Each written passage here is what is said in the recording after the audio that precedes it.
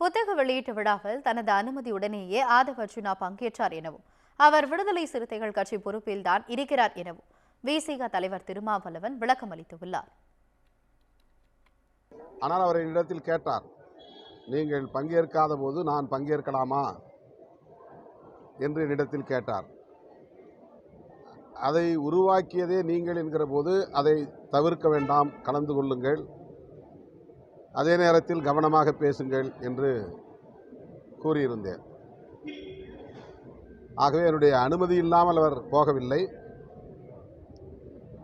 அவரை போக வேண்டாம் என்று சொல்லுவது ஜனநாயகம் இல்லை. துணை செயலாளர் என்கிற அளவிலான பொறுப்பு ஒழுங்கு நடவடிக்கைக்கு உள்ளாக்கப்படுகிற போது, அதிலும் தலித் அல்லாதவர்கள் அந்த பொறுப்பிலே இருந்து ஒழுங்கு நடவடிக்கைக்கு உள்ளாக்கப்படுகிற போது, தலைவர் மற்றும் பொதுச் செயலாளர்கள் உள்ளடங்கிய முன்னணி தோழர்கள் கலந்தாய்வு செய்துதான் எந்த முடிவையும் எடுப்போம். அது எங்கள் கட்சிக்குள்ள நடைமுறை.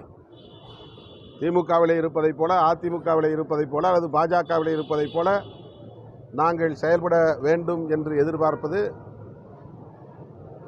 அந்த எதிர்பார்ப்பை நிறைவேற்றுவது ஏற்புடையதல்ல. நாங்கள் பேசியிருக்கிறோம், முடிவை அறிவிப்போம். அவர் கட்சியில் தான் இருக்கிறாரு, பொறுப்பில் தான் இருக்கிறாரு, தொடர்பில் தான் இருக்கிறார். ஆனால் இது சம்பந்தமாக நாங்கள் உயர்நிலைக்குழுவில் பேசியிருக்கிறோம். அது பற்றி அவரிடத்தில் இன்னும் நாங்கள் எந்த தகவலையும் சொல்லவில்லை. அவர் நீதிமன்ற அனுமதியோடு தான் தமிழ்நாட்டுக்கு வந்தார்.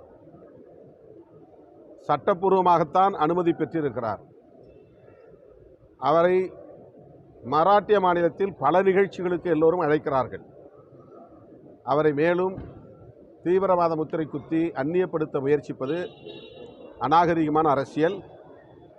பாஜக இது போன்ற அரசியலை தமிழ்நாட்டுக்கு வடக்கே வைத்துக் கொள்ள வேண்டுமே தவிர தமிழ்நாட்டில் வைத்துக் கொள்ளக்கூடாது.